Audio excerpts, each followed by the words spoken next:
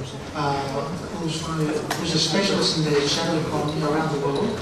And most importantly, he's going to talk to us about the shadow economy in Greece. And without any further ado, let's welcome Professor Schneider. Thank you.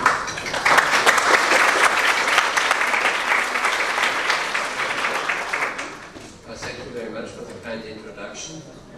I would like to show you some new results about the size and development of the Greek shadow economy. And for the first time, and the conference organizers asked me to do this also, and I do not know, but I'm pretty sure also for the first time, an estimate of corruption in your country. I'm sorry that I do not speak Greece, so I hope you can follow me in English, and if you have questions, of course you can ask me all the time. Now, what do I want to do? After a short introduction, I would like to give some theoretical considerations to shadow economy and also on corruption.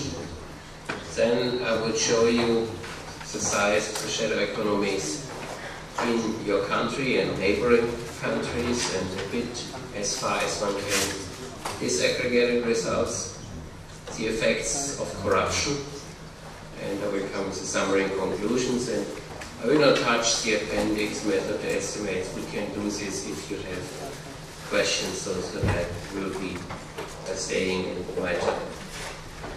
Of course, size and development shadow economy as well as corruption are, and I don't have to say you this is also in your country, are hot scientific and political topics. And the crisis your country is now undergoing also on the financial side, the shadow economy plays an important role.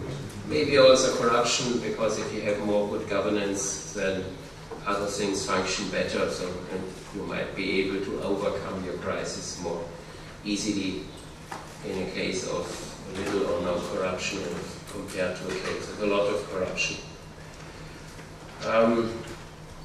Mostly one has here one common measure, is punishment. Yeah? This might be okay for corruption, but also here one puts in on incentive-oriented policies. I will come to this. But with the shadow economy, it's a normal thing. Put people in jail, criminalize it, even if it's purely value-added, what is created, and has a utility. Quite often politicians have only this type of policy measure.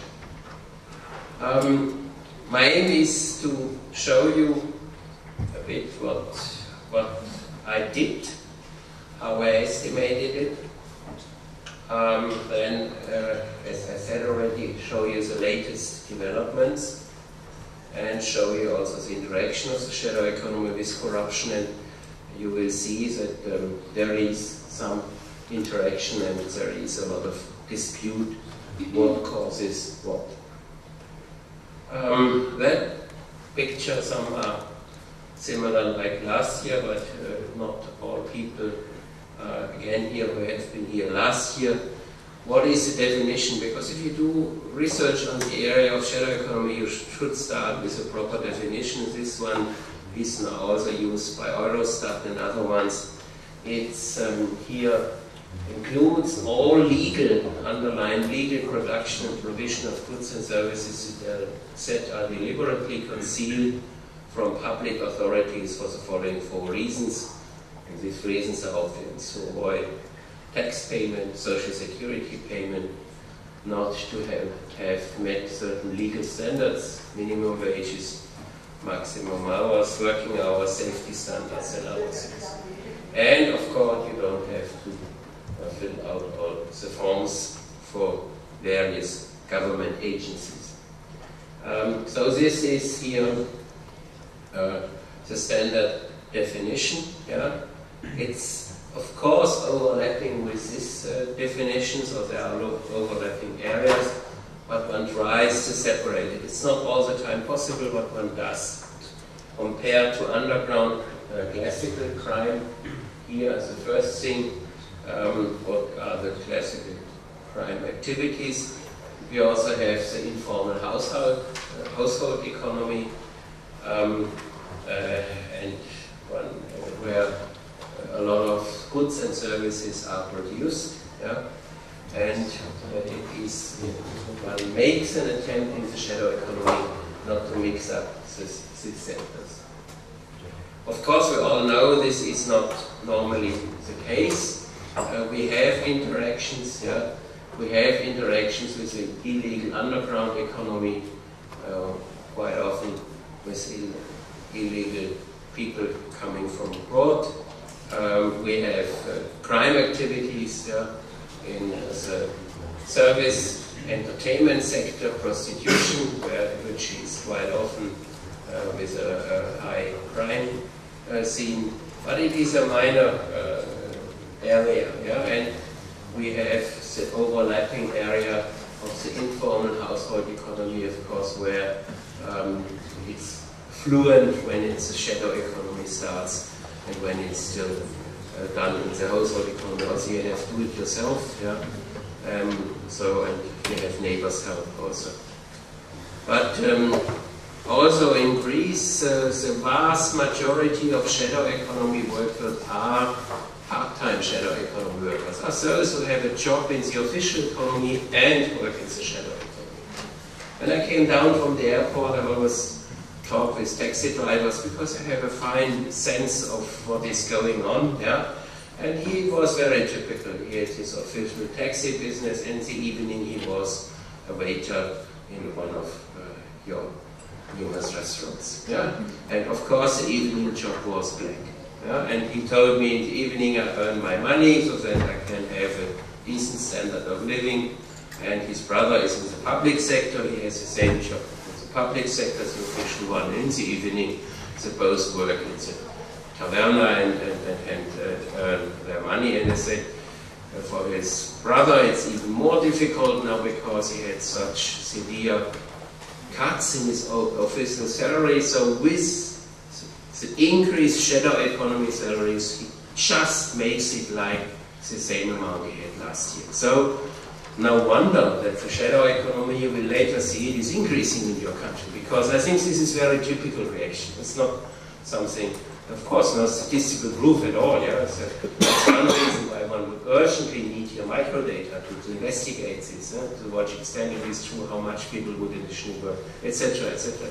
And microdata does not exist in your country, so one can really hope that Professor Vitsenis gets his research grants through that, then it would be for the first time that one would have microdata.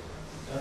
So, but this is a normal thing, and in the official, if you are in a public sector and have a salary cut, you can't work more. You can only work more in the shadow economy, obviously. Yeah?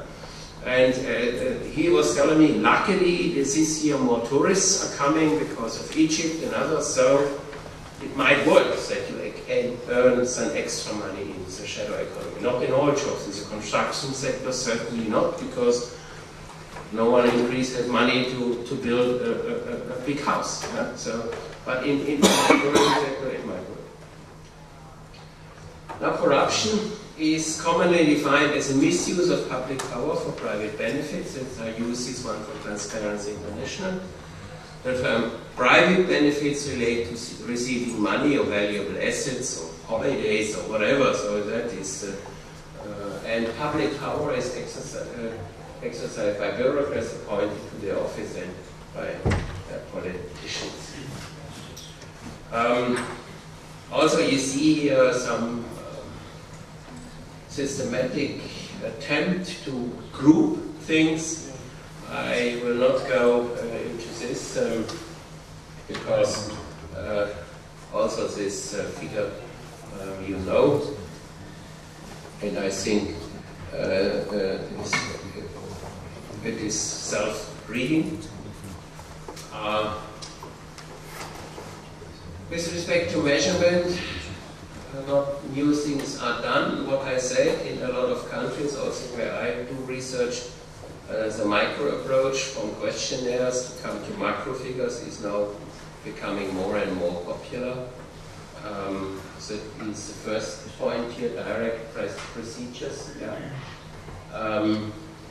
And the these surveys, they cost some money, but you get a lot out of it from research content. Then the indirect measures are still used, but less and less, like the currency demand approach. And the statistical models that I use is now, if you make a macro approach, that's the most commonly used one. And this is how this is done. That's mimic, means multiple indicator, multiple causes.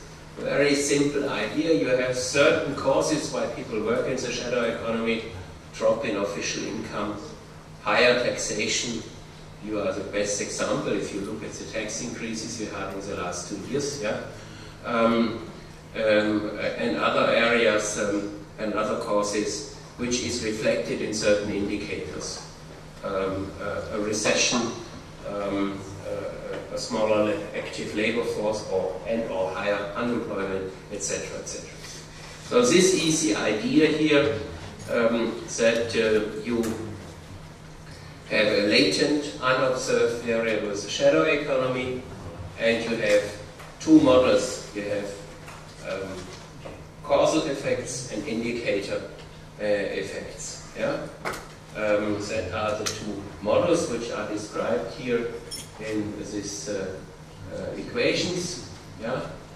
And what you then finally here do, showing you the models that you have an idea, because not everybody is used to read such equations. What does this mean? The shadow economy is influenced, its size is composed of share of direct taxation, what you see here, indirect taxation, social security burden, etc., etc. And the measurement model here, I have employment quota, change of local currency. If shadow economy increases, local currency increases too, so we expect a positive sign, average working time. And you can combine, of course, the measurement equation with a structural equation, and then you get a thing like this, now a bit more popular made here, what drives the shadow economy and in what is it reflected. From a statistical point of view, this is the most elegant way to do it, but there is always a big but. Here the big but is you get out only relative estimates. You need to have another measure coming from a currency demand approach or from another approach, so that you can calibrate your relative values into absolute one, either in percent of GDP or in billion of euros or US dollars or a local currency. So, and here one sees also the expected signs. The higher the taxes, higher shadow economy. So lower tax moral, or the higher tax moral, here tax moral measured like it is done in most surveys, that a high value is a low tax moral and a low value is a high tax moral. Unemployment and GDP per capita. So that is a normal way. There are a lot of problems with it in the discussion. We can discuss them if you are interested in it. Now this is now estimated, and as I said, you